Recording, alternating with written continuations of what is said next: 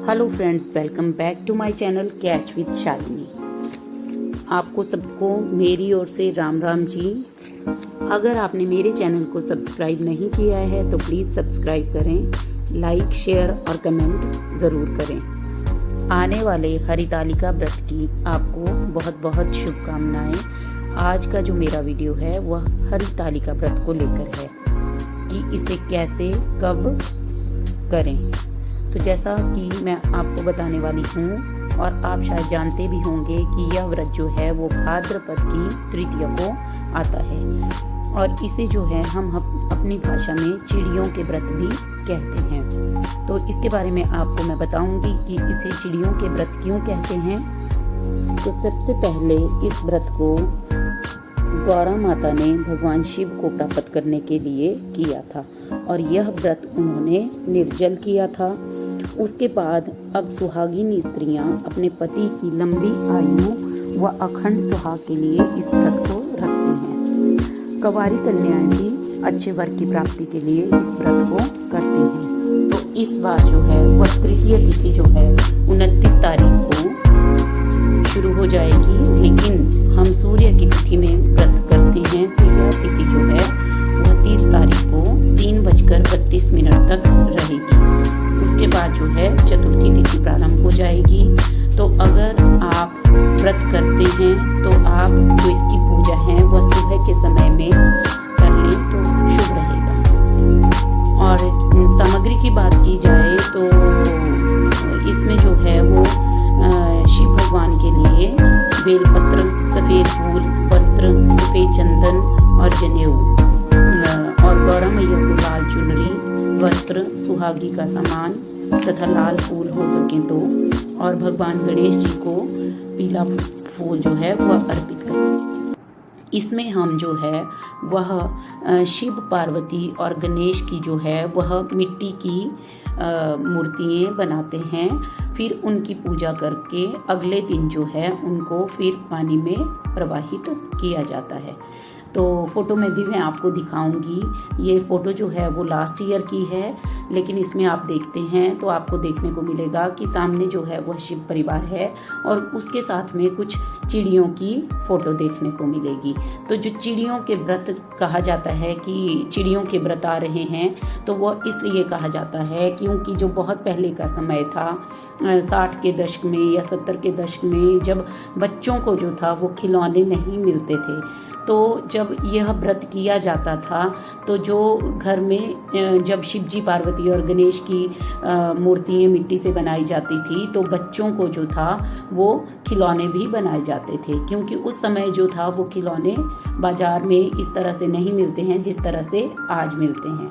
तो इस तरह से बच्चों को जैसे कि चिड़िया, बॉल, मोर, कौआ, इस तरह से जो था वो बच्चों को खिलौने बनाए जाते थे और बच्चे उनको लेकर बहुत खुश रहते थे और इंतज़ार करते थे कि मम्मा चिड़ियों के व्रत कब आएंगे। तो जो ये मूर्तियाँ बनाई जाती हैं वह इतनी आसान नहीं होती हैं, क्योंकि इसमें जो है वह बामी की मिट्टी लेकर उसमें कॉटन जो है उसको डालकर पहले कूटा जाता है और जब वह उसमें अच्छी तरह मिक्स हो जाती है फिर उस मिट्टी से जो है इन प्रतिमाओं को बनाया जाता है। तो हर घर में यह बना पाना पॉसिबल नहीं है। तो हम जो हैं जो हमारे यहाँ पर जो हरितालिका जो तीज मनाई जाती है तो उसमें जो है कहीं ना कहीं किसी न किसी के घर में, जिनके बारे में हमें पता होता है कि इनके घर में जो है चिड़ियाँ बनाई जाती हैं, तो हम उनके घर जा कर के इस पूजा को करते हैं। सुबह उठकर हम नहाकर पहले अपने घर में पूजा करते हैं, फिर उसके बाद जो है उनके घर में जाकर पूजा करते हैं। तो आने वाली वीडियो में मैं आपके साथ शेयर करूंगी कि किस तरह से उन्होंने मंडप तैयार किया होता है। तो ये देखिए जो है इस तरह से शिव पार्वती की मूर्तियाँ बनाई जाती हैं। सुंदर वस्त्र पहनाकर उन्हें सजाया जाता है। पूरा शिव परिवार बनाया जाता है, जिसमें आप देख रहे हैं पंडित जी बने हैं, गणेश जी बने हैं, शिव पार्वती हैं। इस तरह से जब हम पूजा करते हैं तो हमें घर के लिए भी एक एक जो ये खिलौने बनाए होते हैं इसे देते हैं। और फिर कहा जाता है कि चतुर्थी तिथि लगने पर हमें इन्हें जो है वो कुशा के साथ छींटा देकर जो है अपने व्रत को जो है वो खोलना। तो इस बार जो चतुर्थी तिथि है वह तो उसी दिन 3:32 पर शुरू हो जाएगी। तो अगर चाहें तो आप अपने व्रत को चतुर्थी तिथि में जल और फल के साथ खोल सकते हैं, और अगर आप ऐसा नहीं करना चाहें तो आप उसको नेक्स्ट डे मॉर्निंग फिर नहा धो करके अपनी पूजा करके उस व्रत को खोल सकते हैं। अगर किसी का स्वास्थ्य ठीक ना हो तो फलहार लेकर भी वह इस व्रत को कर सकते हैं। और इसमें जो है वह पूजा के बाद बया दी जाती है। बया जो है अपने पति, सास, जेठानी, ननद उनको जो है वह सुहाग की वस्तुएं डालकर जो है वह सुहागी दी जाती है, जिसमें फल, मिठाइयाँ और आप मीठी मठियाँ जो है उनको खाने के लिए दे सकते हैं, लेकिन वह जो है वह अगले दिन ही खानी होती है। तो इस तरह से उनको ये सब सामान देकर आप उनका आशीर्वाद ले सकते हैं। और अगर आप इस व्रत को नहीं करते हैं तो अपने अखंड सुहाग के लिए इस व्रत को जरूर करें।